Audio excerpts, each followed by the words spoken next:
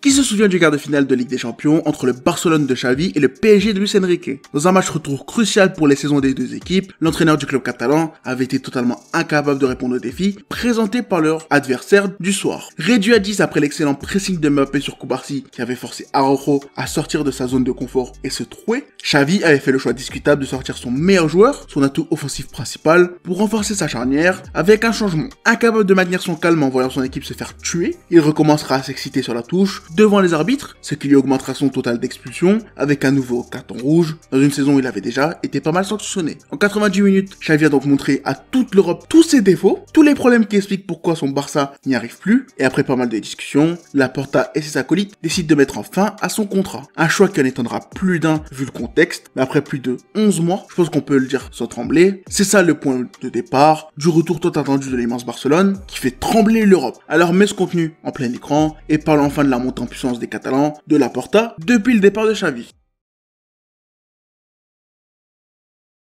L'été barcelonais n'était pas des plus simples, et surtout pas dans les mains de personnes en qui les supporters pouvaient avoir une confiance aveugle. Laporta devait jongler avec les chiffres pour continuer de sortir d'une situation dangereuse que sa gestion n'a toujours pas réussi à régler, les finances étaient toujours sous la loupe et restreintes par les différentes réglementations de la Ligue afin d'assainir la situation. Deco avait raté son mercato hivernal en misant les rares sommes disponibles sur un renfort offensif qui n'était pas du tout ce que le Barça avait besoin. Les options au poste de coach avaient suscité plus de débats que d'excitation, et évidemment, l'effectif avait montré quelques trous importants qu'il fallait régler au plus vite. Toujours pas au 1 pour 1, sans coach et avec un directeur sportif qui n'avait pas convaincu, la situation semblait plutôt compliquée. Mais finalement, par miracle, tout a fini par s'emboîter. Laporta trouvera une solution pour que son club puisse recruter cet été avec la vente des parts de Barça Studio enfin actée. Hansi Flick, l'ancien bourreau du Barça de Messi, rejoint le club en tant que coach malgré les avis négatifs de certains, toujours en frayeur lorsque la nationalité de leur coach n'est pas rouge et orange, et avec Deco, ils s'occuperont d'un mercato assez étonnant et surtout plutôt bizarre vu la situation de l'équipe. L'effectif incomplet devait être renforcé, mais avant toute nouvelle arrivée, il fallait évidemment réussir à leur faire une place. Pas mal de départs ont donc eu lieu pour enfler les caisses et permettre d'être actifs sur le marché estival, en sacrifiant quelques jeunes avec faillite. Araujo, Riyad, Diu, Pedrola, Dest, Deco se fait faire la marge nécessaire pour une bonne recrue, sans devoir sacrifier un membre important de son groupe. Nico Williams semblait être la recrue la plus intéressante. Outre l'importance d'avoir un international espagnol de plus, il t'apportait du déséquilibre, de la percussion et de la vitesse en attaque qui manquait sur le côté gauche. Son apport semblait parfait, notamment pour la synergie avec le vestiaire, mais les négociations sont trop difficiles et c'est finalement Dani Olmo qui finit par quitter l'Allemagne pour retrouver l'Espagne et sa Catalogne. L'ancien de la maison revient là où il a été formé et fait partie des choix forts du nouveau Joe à la tête de l'équipe qui va commencer à les empiler. Que ce soit l'arrivée d'Olmo, les transferts bloqués d'Inigo Martinez et Eric Garcia, les départs de Marcos Alonso, Sergi Roberto et surtout Ilkay Gundogan, tu sens qu'un plan est en train d'être mis en place du côté des Catalans. Pas mal de jeunes sont soit intégrés dans le groupe, soit envoyés en prêt dans des clubs qui leur permettent de gratter du temps de jeu. Pau Victor, prêté par Girona, voit enfin son option être levée, et avant même le début de saison, quelques doutes sont soulevés sur le projet en place. La nomination d'un coach allemand Hansi Flick chez le très catalan Barcelone, les choix très audacieux sur le mercato, notamment dans la rotation, ne sont pas au goût de tous, le manque de recrues pour compléter le groupe, la grande jeunesse dominante dans le vestiaire et les blessures font que malgré toute l'excitation ambiante, certains doutent, mais pas pour très longtemps, puisqu'en à peine quelques matchs, tout le monde comprend que chaque choix fait a été fait avec un seul objectif, redevenir Barcelone.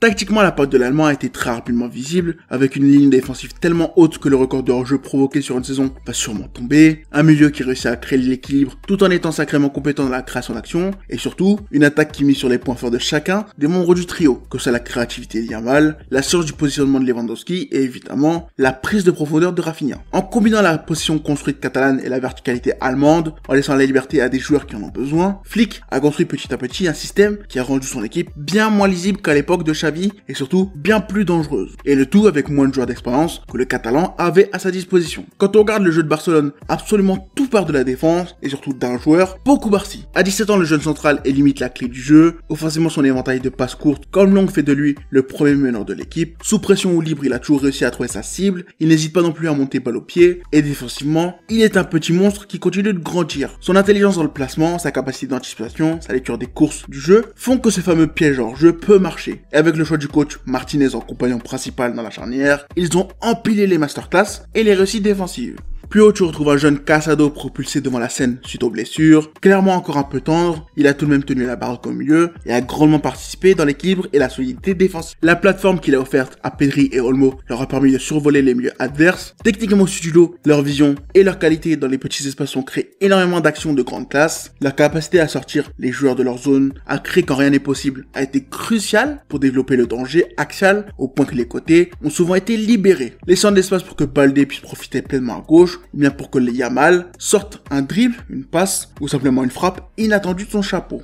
Le tout en ayant bien évidemment l'appui d'un Lewandowski, limité défensivement et physiquement puisque plutôt jeune, mais n'hésitant pas à redescendre bas pour être trouvé, permettant à l'arme fatale de ce Barça avec son flic de s'exprimer, le Brésilien Rafinha, utilisé très souvent comme ailier droit devant dribbler, créer une situation de 1 contre 1 pour déposer son adversaire et rentrer dans la surface. Son rôle depuis bien avant l'arrivée de Flick avait déjà changé. Censé jouer sur l'aile gauche, le Brésilien profite des décrochages du Polonais et des appels courts des milieux de terrain pour exploiter la profondeur. Au lieu de miser sur ses qualités techniques, ce sont ses qualités physiques et sa finition qui sont mises en contribution. Et résultat des comptes, il est devenu l'arme principale de son équipe. Un atout exceptionnel, difficile à éteindre notamment quand les matchs s'emballent, et un leader du vestiaire. Avec moins de joueurs que Xavi, Flick a donc su créer son Barça, son équipe misant sur ses qualités fortes et ses talents, une verticalité plus importante, un pressing et un contre-pressing de malade, saupoudré par une intelligence situationnelle, individuelle, sacrément bien travaillée. Ter Stegen, Araujo, Christensen, Gavi, Fermin, De Jong et Fati ont tous été absents sur blessure pendant un long moment, et certaines blessures ont évidemment eu un impact. Je pense notamment à celle de Yamal en décembre. L'équipe a toujours su montrer un visage plus qu'intéressant. En une seule préparation, Flick a transformé le Barça et sa jeunesse en une équipe de tueurs, et on a très rapidement compris que quasiment personne ne serait capable de leur tenir tête. Premier du championnat devant le Real et l'Atlético, et qualifié directement pour les quarts de Ligue des Champions, le début de saison de Barcelone aura été plus qu'impressionnant. C'est le premier signe d'un retour en force du club, que l'été rempli d'audace aura payé et que le virage pris était le bon. Enfin, les Catalans redeviennent dominants au point de totalement écraser certains de ses adversaires avec de gros scores. Offensivement, t'es limite sur une des meilleures saisons de ton histoire puisque t'empiles les buts au point de n'avoir qu'un seul match, toute compétition confondue, sans avoir réussi à marquer. Malgré le mois de décembre difficile, l'équipe continue de monter en puissance en remportant la Supercoupe d'Espagne, en humiliant le Real Madrid en finale, en offrant un match vraiment intéressant en demi-finale de Coupe du Roi pour l'Atlético qui se finira par une égalité à départager, et surtout en offrant un divertissement immense à chaque match. Avec les retours de blessures, les adaptations de Flick selon l'adversaire et l'empilement des matchs, le 11 a progressé, il a changé et l'effectif a petit à petit retrouvé toutes les options, ce qui l'a rendu encore plus fort. Après pas mal d'années difficiles, enfin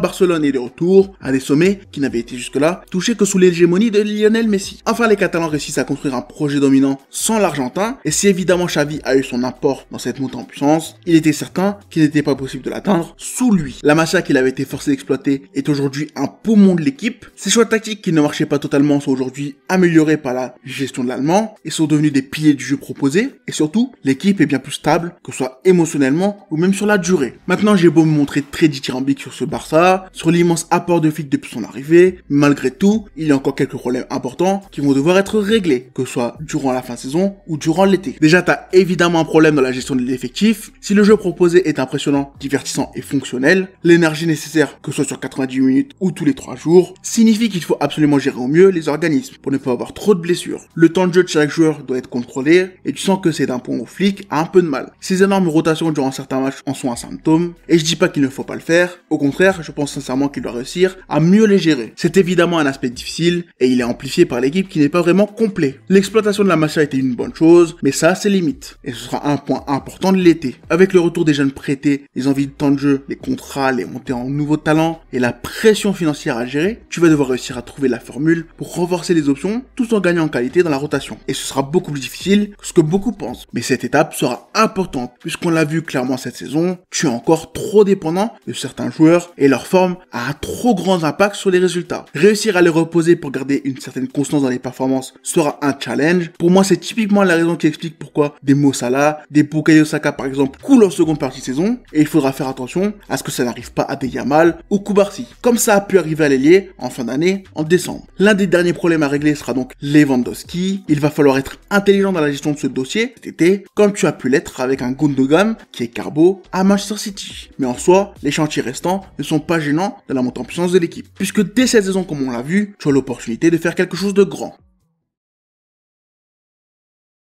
Barcelone, le Real et l'Atlético dans une course au titre serrée. Outre le bonheur de voir ça en tant que supporter, en tant que spectateur, pour les Catalans, c'est une excellente chose, puisqu'en plus d'avoir réussi à remonter après la période difficile de décembre, ils ont l'opportunité encore présente de remporter 4 trophées cette saison. Si en championnat tu as encore les confrontations directes et le match final face à San Mamés, qui représentent des tournants à ne pas rater, en Coupe du Roi, tu vas rejoindre l'Atlético en difficulté vu son calendrier, tandis qu'en Europe, tu devras battre Dortmund, puis les champions d'Italie ou d'Allemagne. Un parcours pas non plus imprenable, qui pourrait nous offrir de vrais moments de spectacle. Sur le papier, Flick, sans même avoir remporté ses trophées, a déjà réussi sa mission. Il a transformé une équipe jeune et terne en des chasseurs de buts impressionnants à voir jouer. Il a conquis les supporters, il a rallié tous ceux qui doutaient, et même de nouveau, à sa cause. Il a relancé une hype, il a su être compétitif malgré tous les freins, les problèmes, les polémiques, et la porta en président. Il a construit une génération de talents sur laquelle le club pourra bâtir son succès sur les 10 prochaines années en renforçant physiquement et intellectuellement ses talents les plus prometteurs, et le tout en étant en lice pour tous les trophées possibles. Très franchement, ça force le respect, et surtout, ça donne hâte de voir la suite, que ce soit la fin de saison ou la prochaine. Bref, c'était ma petite vidéo sur le FC Barcelone. J'espère que vous avez apprécié. On se retrouve que ce soit sur le TikTok pour du contenu court ou bien sur YouTube pour une prochaine vidéo, tout aussi intéressante, je l'espère.